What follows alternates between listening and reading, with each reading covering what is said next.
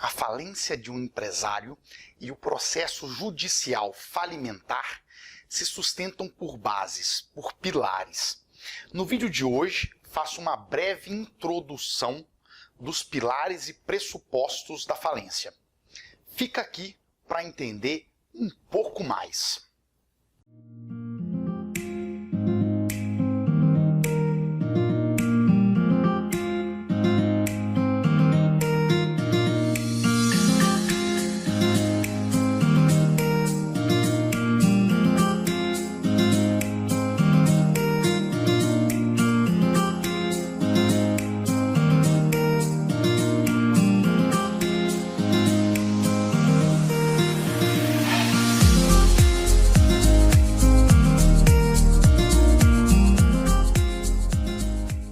Vão, meus caros, na aula de hoje criaremos um solo fértil para que entendam nas próximas aulas o que é o processo falimentar. Mas para isso preciso trazer inúmeros conceitos e princípios. Comecemos. Eu introduzo a matéria já com um exemplo, ok? Um aluno deve a outro aluno a quantia de R$100 a serem pagos daqui a um mês. O que garante que o aluno que pegou emprestado os R$100 vai pagar? Confiança? Amizade? Isso tudo é muito etéreo e subjetivo. Vamos aprimorar o exemplo. Esqueça a questão de proximidade entre as pessoas e questões afins. Você, aluno, vai emprestar R$100 a outro aluno que no momento está desprevenido, por exemplo, esqueceu a carteira, algo do tipo. Você prefere emprestar esses R$100 a um colega com muitas posses, com muito dinheiro em conta, ou prefere emprestar para um que você não sabe como está a condição financeira? Pensa aí. E pense também numa justificativa, ok?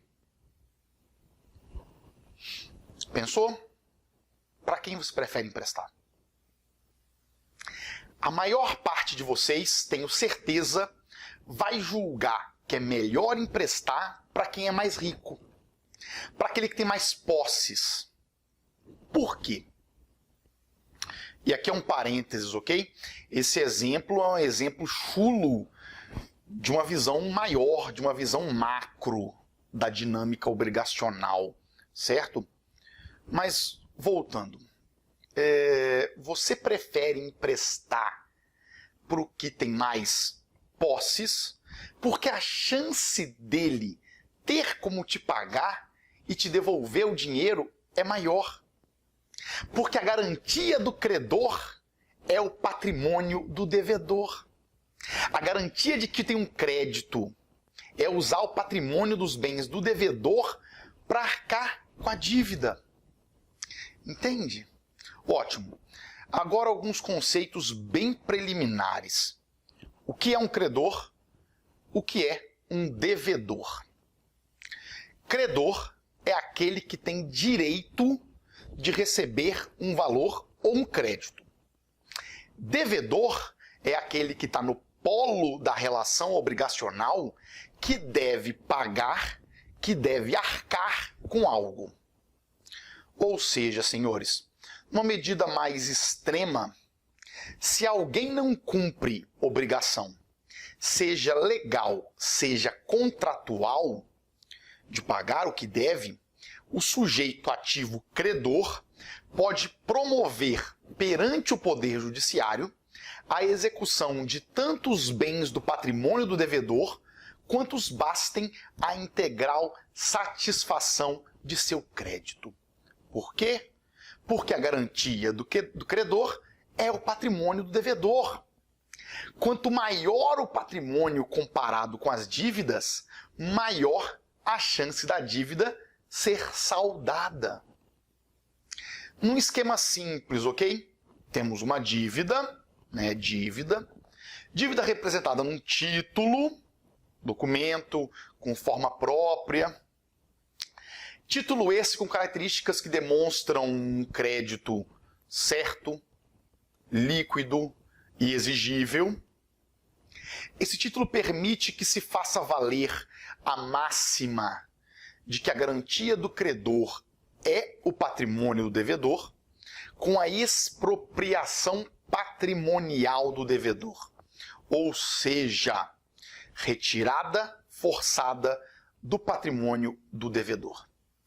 E assim o credor terá direito à satisfação do seu crédito. Isso tudo perante um juízo competente, ou seja, satisfação do crédito com aval e sob a ordem do judiciário. Aqui vale uma observação. O esquema que eu acabei de te contar é a base de uma execução, de um processo de execução. E, em regra, a execução é individual, ou seja, um só credor move a ação contra um só devedor.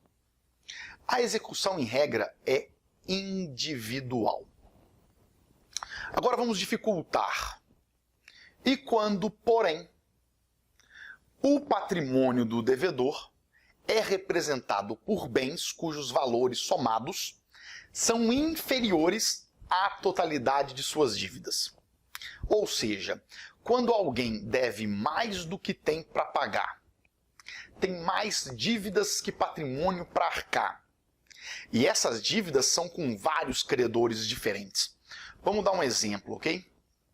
A empresa A deve 50 mil à empresa B por compra de matéria-prima. A mesma empresa A deve R$2.000 a seus funcionários. A empresa A não tem patrimônio para saldar nenhuma dessas dívidas por completo. Como solucionar? Quem entra primeiro com a execução leva? Quem faz todo aquele esquema de expropriação é pago e o outro credor fica sem nada? Uma observação rápida, antes que voltemos ao questionamento. Ter mais passivos que ativos, ou seja, mais dívidas que patrimônio, não significa que uma empresa não tem patrimônio. Significa que o patrimônio existente é menor que as dívidas. Ótimo. Voltando. Situação de que o empresário tem mais dívidas do que patrimônio e deve a vários credores. Quem e como será pago primeiro, já que a regra da execução é um processo de forma individual. Um credor expropria um devedor. Estamos diante da chamada individualidade injusta. A regra da individualidade da execução torna-se injusta, porque execuções individuais não possibilitam discriminar os credores, de acordo com os graus de necessidades, interesses ou garantias contratadas, com o objetivo de atender a uns antes dos outros. Compreende? A execução individual não responde ao problema de múltiplas dívidas com múltiplos credores e patrimônio insuficiente. Nessa situação, se faz necessário o cumprimento dos requisitos da igualdade material. Credores de igual necessidade, interesse e garantia devem receber juntos, mas alguns credores antes de outros. Credores com títulos de igual importância devem ter as mesmas chances de receber seus créditos.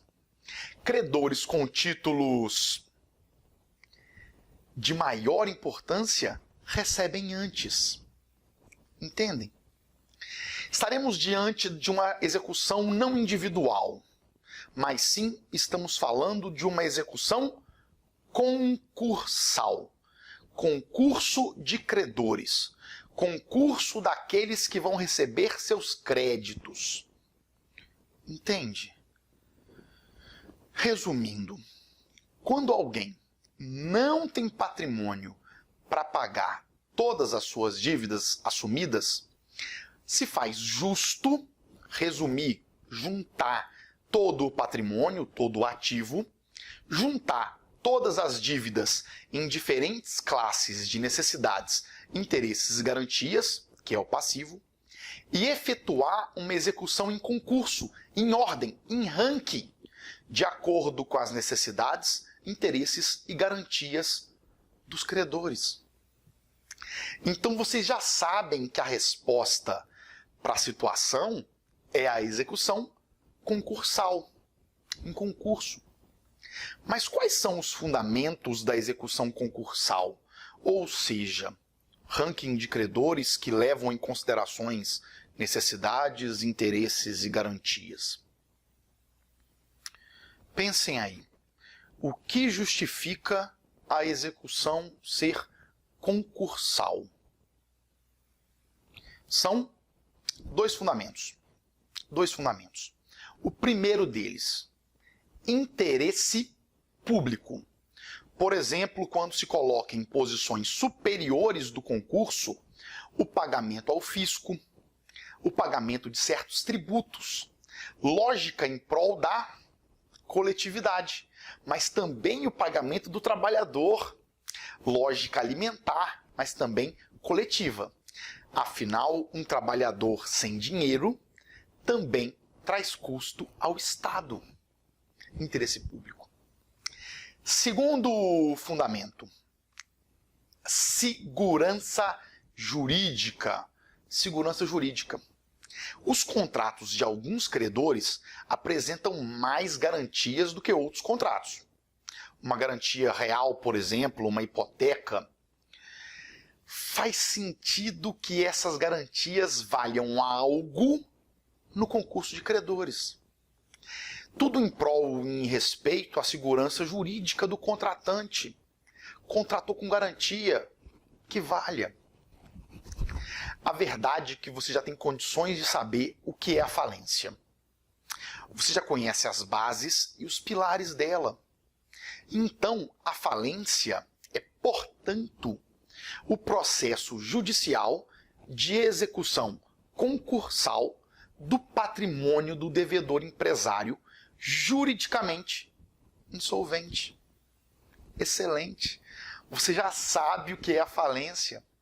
Nas próximas aulas eu vou poder te contar quem pode e quem não pode falir, dentre tantas outras peculiaridades desse processo.